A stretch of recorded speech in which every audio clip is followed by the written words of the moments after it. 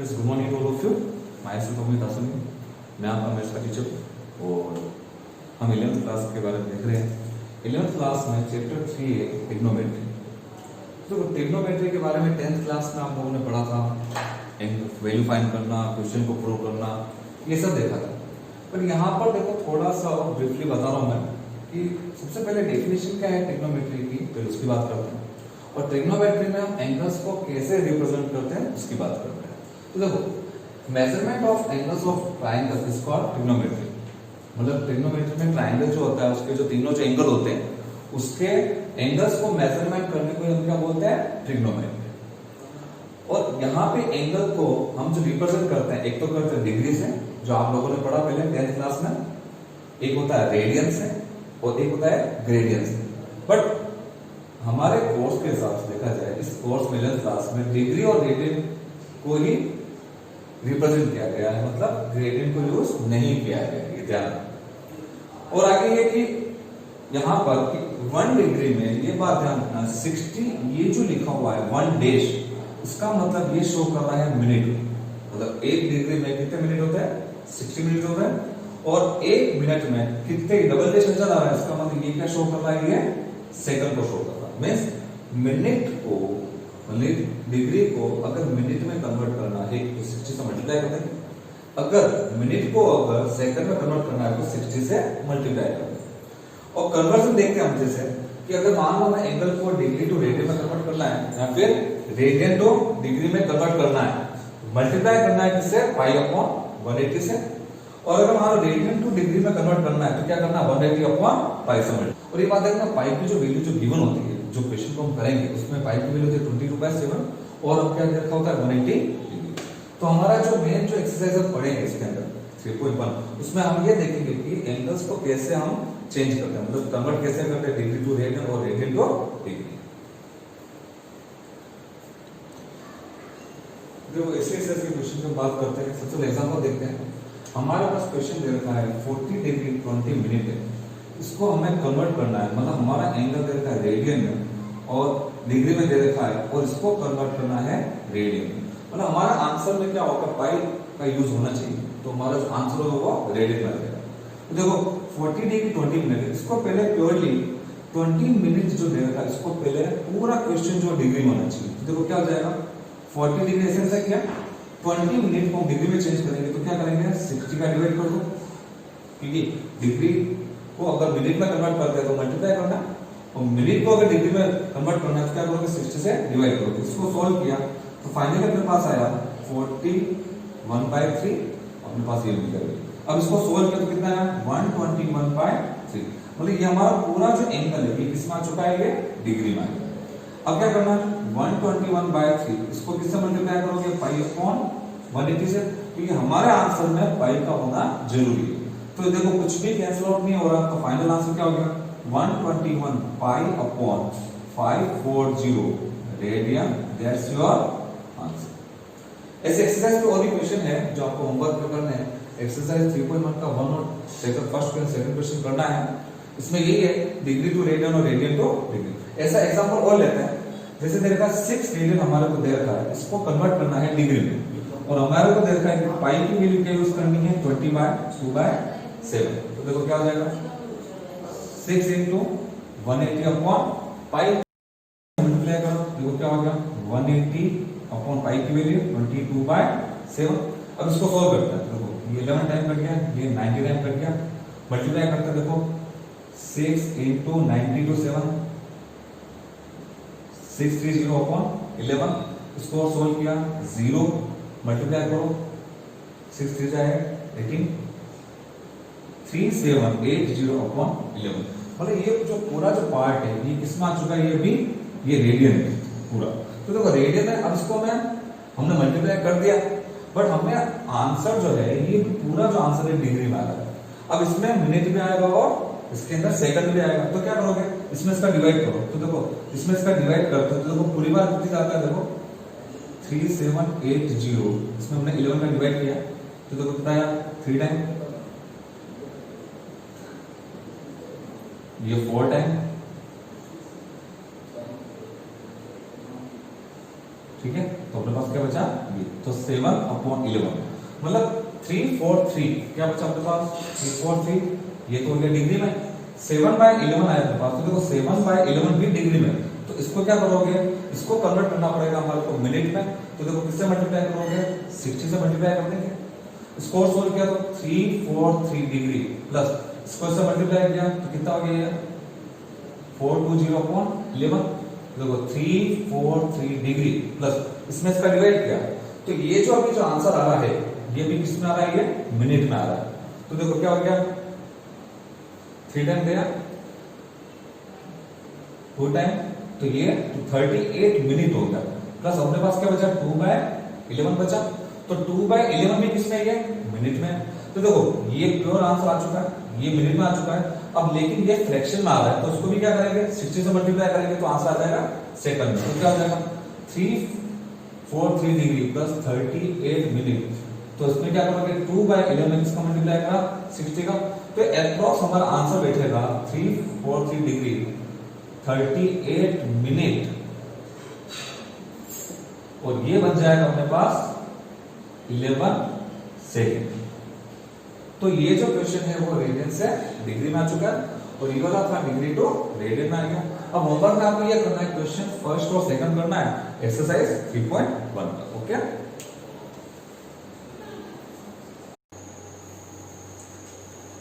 Yes, इसके exercise 3.1 देखते हैं क्वेश्चन नंबर 4। देखो क्वेश्चन नंबर 4 और 5 को करने से पहले कुछ बात बताता हूँ। एक बात ध्यान रखना कि ये एक सर्किल है, ठीक है, इस सर्किल में आपको पता है कि ये O पॉइंट है और ये क्या इसका सेंटर, ठीक है, यहां से यहां तक की डिस्टेंस क्या होती है, रेडियस होती है। और अगर मान लो कोई पॉइंट, अगर मान लो इस A पॉइंट पर है, अगर कोई भी पार्टिकल ऑब्जेक्ट अगर वो A से अगर मान लो B तक अगर वो कवर होता है, तो ये जो है इसको हम बोलते हैं लेंथ ऑफ आर्क, क्या बोलते हैं। तो यहाँ पर क्या होता है कि ये O के साथ में जो है एंगल क्या क्रिएट कर रहा है, ये थीटा क्रिएट कर रहा है। तो थीटा तो हो गया angle at the centre, R हो गई इसकी रेडियस, और L क्या हो गया लेंथ ऑफ आर्क। तो थीटा इक्वल टू होता है L/R। मतलब अगर हमें एंगल फाइंड आउट करना है तो लेंथ ऑफ आर्क में किसका डिवाइड करते हैं, रेडियस का डिवाइड करते हैं, तो हमें क्या मिल जाती है, थीटा की वैल्यू मिल जाती है। अब क्वेश्चन क्या देखो, डिग्री में हमारे को एंगल फाइंड आउट करना है, रेडियस हमारे को दे रखी है 100 सेंटीमीटर, लेंथ ऑफ आर्क दे रखा अपने को 22 सेंटीमीटर। तो देखो थीटा की वैल्यू क्या हो जाएगी अपने पास L/R, तो देखो L/R की वैल्यू कितनी अपने पास 100। तो ये जो आंसर अभी जो आ रहा है ये रेडियन में आ रहा है, इसमें आ रहा है ये रेडियन में। ये जनरली जो एंगल जो हमें जो एक तरह से जो होता है रिप्रेजेंट होता है वो डायरेक्टली किसमें होता है, रेडियन में होता है। अब करना क्या है, हमारे को पाई की वैल्यू क्या यूज करनी है 22/7। अब पता है रेडियन से अगर हमारे को एंगल डिग्री में अगर कन्वर्ट करना है तो क्या करेंगे, इनटू क्या करेंगे 180/पाई। तो देखो पाई की वैल्यू पुट कर दो 22/7 इंटू 180/पाई की वैल्यू 22/7। थोड़ा इसको सॉल्व कर दो भले, ये से कैंसिल हो गया, ये से कैंसिल हो गया, ये 5 टाइम कैंसिल हो गया, ये 9 टाइम कैंसिल हो गया, तो कितना बचा अपने पास 63/5। तो ये जो आंसर है ये प्योरली किसमें आ चुका है, ये एग्जैक्ट डिग्री में है। बट अभी ये फ्रैक्शन में आ रहा है, तो इसको काम करते हैं इसका डिवाइड करते हैं। तो देखो डिवाइड करने पर क्या मिलेगा 12 and 3/5। इसका मतलब ये हुआ कि ये पूरा किसमें डिग्री में, तो उसको लिखेंगे 12 डिग्री 3/5 को हमने किससे मल्टीप्लाई किया 60 से, क्योंकि डिग्री को मिनट में कन्वर्ट करने के लिए क्या करते हैं 60 से मल्टीप्लाई करते हैं। We know that 1 degree equal to is equal to क्या होता है 60 मिनट।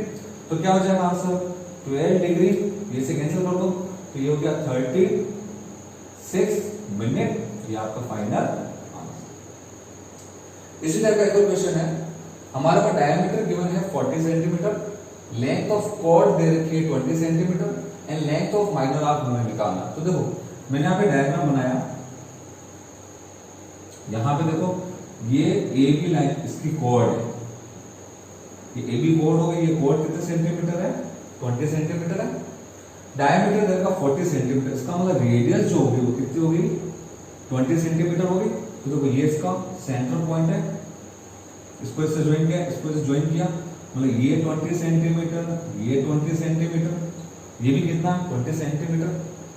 मतलब ये देखा जाए कि ये तीनों जो साइड है वो इक्वल आ गई। इसका मतलब क्या हुआ, सो OAB is an equilateral triangle. ये कौन सा ट्रायंगल हो गया, इक्विलेटरल ट्रायंगल हो गया। और इक्विलेटरल ट्रायंगल में जो एंगल पे होते हैं वो क्या होते हैं, इक्वल होते हैं।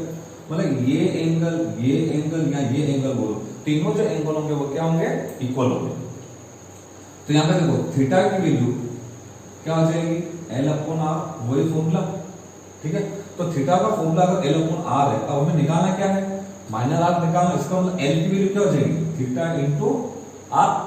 तो L इक्वल टू थीटा की वैल्यू अपने पास हमें पता होना चाहिए कि ये इक्विलेटरल ट्रायंगल है, तो थीटा की जो वैल्यू होगी वो क्या होगी, 60 डिग्री। अब 60 डिग्री है तो थीटा की वैल्यू को हमने चेंज कर दिया रेडियन में। तो देखो कितना आ गया है, π/3। तो थीटा की वैल्यू क्या अपने पास, π/3, और रेडियस की वैल्यू अपने पास कितनी है, 20। तो फाइनल आंसर कितना आया, 20π/3 सेंटीमीटर। यही क्या होगा, इसकी माइनस R के लेंथ होगी। आया समझ में।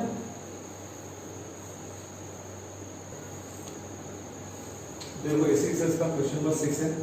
If in to circles arcs of same length subtend angle 60 degree and 75 degree at the center, find ratio of their radius। मतलब रेडियस का रेशियो में निकालना। मतलब ये हुआ कि अपने पास यहाँ पे टू सर्किल है, तो मतलब ये तो हो गया फर्स्ट एंगल और ये हो गया सेकंड एंगल। इसका मतलब ये हुआ θ1 की वैल्यू अपने पास है 60 डिग्री और θ2 की वैल्यू अपने पास कितनी है, 75 डिग्री। तो एक काम करो, इस एंगल को पहले ये जो डिग्री में देखा इसको रेडियन में कन्वर्ट करो। तो देखो इसको किससे मल्टीप्लाई करेंगे, π/180 से। तो देखो यहाँ पे क्या हो जाएगा, ये π/3 रेडियन। इसी टाइप से यहाँ पर 75 इंटू π/180 किया। अब 75 है तो यहाँ पे देखो इसको सोल्व कर दो, 15 के टेबल्स कैंसिल कर दो, ये 5 टाइम कैंसिल हो गया, ये 1 टाइम और ये 2 टाइम। कितना है अपने पास, 5π/12। मतलब यहाँ पे ये हुआ कि हमारे पास जो दोनों जो एंगल है ये अब किसमें आ चुके हैं, ये रेडियन में आ गए। किसमें आ गई है, रेडियन। अब यहाँ पे टू सर्किल है तो लेंथ जो है दोनों की सेम है। मतलब इसकी भी लेंथ L है तो इसकी भी लेंथ क्या है, L। इसकी जो रेडियस है वो है R1 और इसकी रेडियस हो गई R2। तो हमें फाइंड आउट क्या करना, R1/R2 हमें फाइंड करना। तो देखो हमें पता है कि थीटा इक्वल टू क्या होता है, L/R। तो R इक्वल टू क्या हो जाएगा, L/θ। तो अब देखा जाए कि R1 की वैल्यू अगर इसके अकॉर्डिंग अगर फॉर्मूला यूज करते हैं तो फॉर्मूला क्या बनेगा, L/θ1। इसको नेम दे दिया मैंने एक्सप्रेशन नंबर 1। सिमिलरली R2 की वैल्यू क्या हो जाएगी, R2 इक्वल टू हो जाएगा L/θ2, इक्वेशन नंबर 2। तो ये R1 हो गया फर्स्ट सर्किल के लिए और ये R2 हो गया फॉर सेकंड सर्किल। तो क्या हो जाएगा,